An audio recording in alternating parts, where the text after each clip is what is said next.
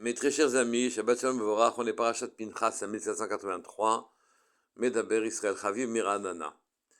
On vient malheureusement d'inaugurer 21 jours qui sont un peu difficiles pour nous. Beaucoup de malheurs sont arrivés au clan d'Israël, car c'est dans cette période-là que les deux bâtés Migdashot ont été détruits et beaucoup d'autres malheurs sont arrivés. Hachem se cache dans cet endroit-là. Et quand Hachem se cache, il demande naturellement qu'on l'appelle. Il demande qu'on l'appelle. Qu'est-ce que ça veut dire qu'Hachem se cache? On n'en a plus la perception, on se sent seul, on est livré à nos ennemis, on ne voit plus sa main. Et à ce moment-là, la situation est donc terrible. Pour dire dans un autre langage, c'est comme si sa lumière ne descendait pas jusqu'à nous. C'est-à-dire que tous les canaux qui amènent la lumière jusqu'à nous sont soit brisés, soit inutilisés, mais est-ce vraiment à nous de faire descendre la lumière d'Hachem jusqu'à nous, jusqu'à l'apercevoir? Eh bien oui. Et justement, notre paracha, elle en parle. Elle nous dit comment faire descendre la bracha jusqu'à nous. Le passouk est le suivant. Tzav et Bnei Israël. Ordonne au Bnei Israël, on s'adresse à Hachem, s'adresse à Moshe Rabbeinu. Ordonne, ça veut dire que c'est difficile à faire, oui. Ve'amarta alehem, et tu leur diras, et korbani, mes offrandes, mon korban, mes offrandes, oui. Lachmi, mon pain. Les ishei, qui veut dire ici, les ishai, pardon, qui veut dire pour mes combustions. Donc le pain sera consumé. Reach nechoach, en odeur élevée, agréable à Hachem. Tishmeru la krivli bemoado, vous prendrez soin de l'approcher, bemoado, sans tarder au moment où il doit être approché. Se pose ici la grande question des korbanot, oui, des offrandes que l'on fait à Hachem. On offre un taureau, on offre un veau, on offre une vache, on offre un mouton, et on asperge le misbéach de son sang, et on fait brûler les graisses de ce korban, et ceci nous fait descendre ce que l'on doit faire descendre, les lumières qu'on fait descendre. Mais il faut s'expliquer, c'est incompréhensible. Et surtout se pose une immense question. Pourquoi Hachem dit l'achmi, mon pain? Mon pain, est-ce que nous sommes là pour être mefarnes Hachem, pour lui apporter sa parnassa? Est-ce que nous le nourrissons? Est-ce que nourrir quelqu'un signifie qu'il a des besoins, qu'il a des manques, et que ces manques sont remplis par le travail qu'il fait, par les personnes qu'il aime? Hachem a-t-il des manques pour dire que nous devons lui offrir l'achmi, ce qu'il appelle l'achmi, son pain, en son temps? Hachem a besoin du pain. Ensuite, comment le fait de sacrifier, d'amener au sacrifice une bête, nous apporte bracha ve'atzlacha? Quel rapport y a-t-il entre le fait que nous égorgions la bête et qu'on asperge le misbéar de son sang et qu'on fasse brûler ses graisses? C'est en odeur à Hachem et que c'est son pain. Comment comprendre ces mots-là? Il faut d'abord comprendre qu'est-ce que le pain est pour nous. Nous avons un appétit, nous avons des besoins, des manques, nous avons un appétit qui nous appelle à remplir ces manques, et à ce moment-là, le pain remplit le manque et nous sommes satisfaits.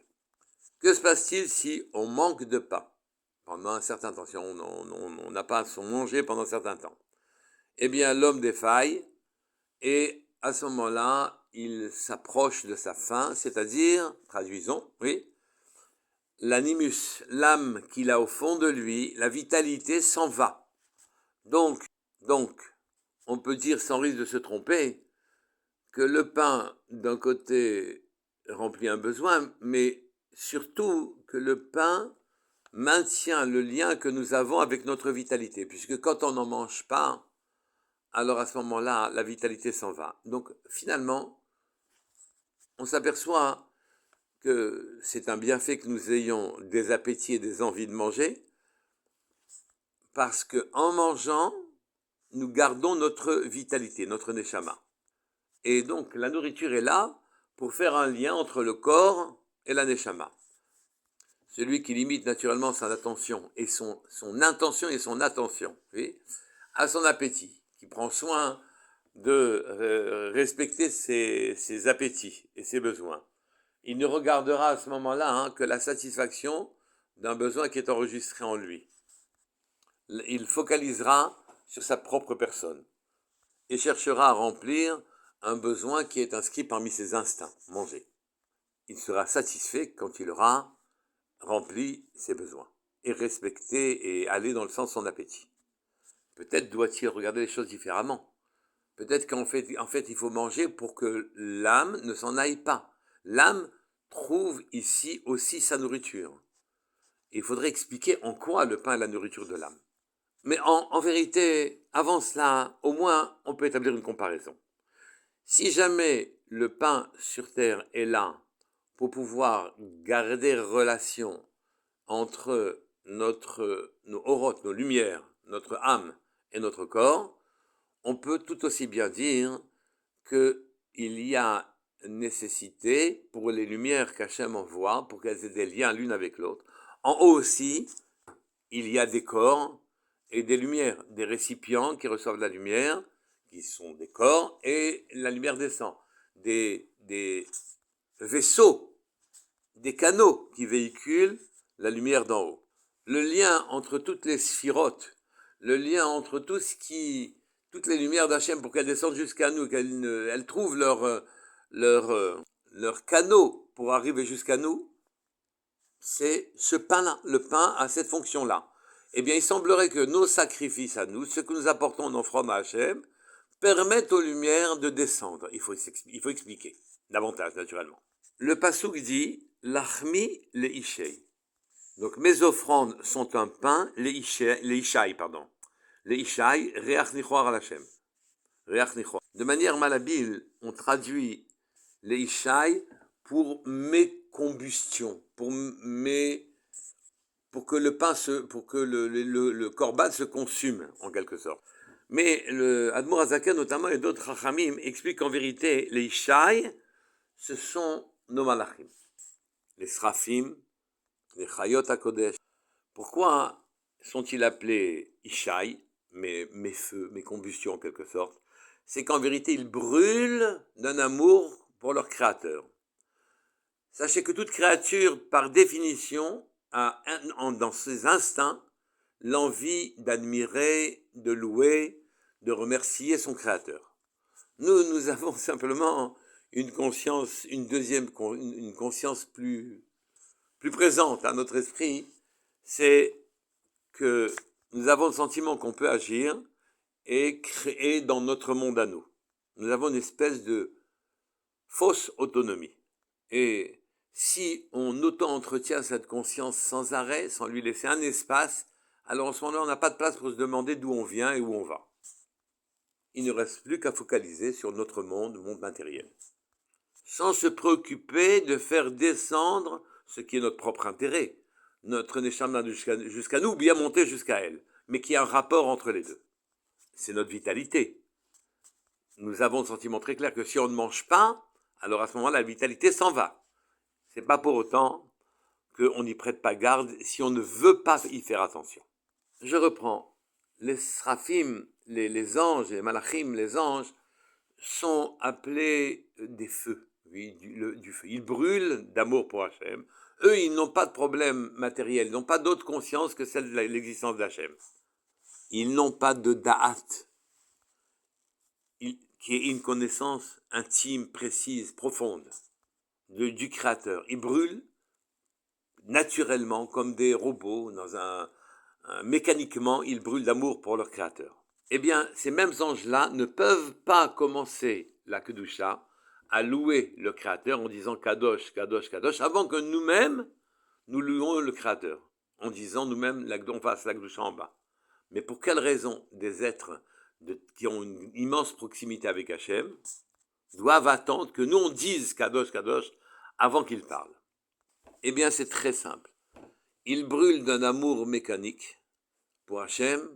Ils n'ont pas littéralement de da'at, qui est un amour ressenti par une connaissance, avec une conscience personnelle et une conscience d'Hachem. Et c'est là que nous intervenons. Et que le passouk devient très clair. Je reprends. De la même manière que le pain sur terre nous relie à notre vitalité, eh bien, dans les cieux, toutes les liaisons sont faites par les corbanotes. Et les lumières descendent jusqu'à nous, c'est-à-dire que la présence divine nous est présente. Autant dire que nous vivons pas loin de Olam Haba. Mais ces malachim eux-mêmes doivent attendre que nous-mêmes, nous fassions ce travail. Qu'on vienne offrir sur le misbéar, sur l'autel, de la graisse qui est notre graisse, oui, et du sang, le sang qui véhicule toute vitalité. Quand on offre notre vitalité, puisque cette bête nous appartient, et qu'on a conscience qu'on a commis une faute, ou bien qu'on a passé le lien avec Hachem, alors que notre vitalité, on l'utilise généralement pour se déployer matériellement, ici, on la déploie spirituellement vers le haut. Quand on offre des graisses qui nous appartiennent, qu'est-ce que sont les graisses? De la même manière que le sang est rouge, c'est la rigueur, la graisse est blanche, ce sont nos appétits, nos plaisirs, oui, et nos joies. Au lieu de consacrer cette dimension-là à une proximité avec le Créateur, on l'a consacrée à fêter notre table, etc. Eh bien ça, cette fois-ci, on offre nos graisses à notre Créateur.